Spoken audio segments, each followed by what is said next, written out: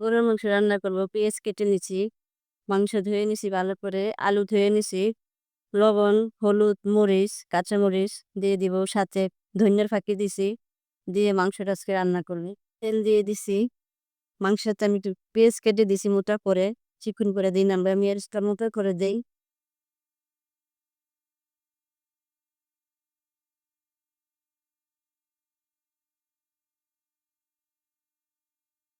নেড়ে দিয়ে নিন। আদা রসুন তেলে ভেজে নিব।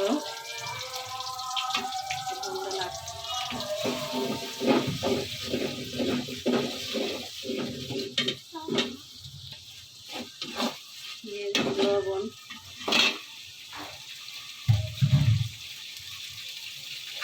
হলুদের ফাঁকি,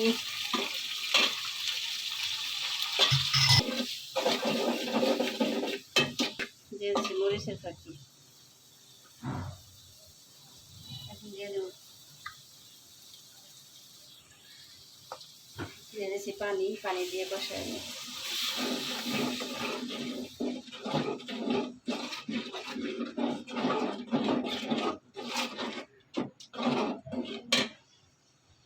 দিয়ে দিচ্ছি মাংস কষা নিতে।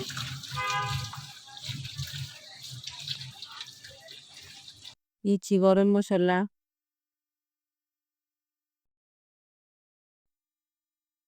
তেজপাতা।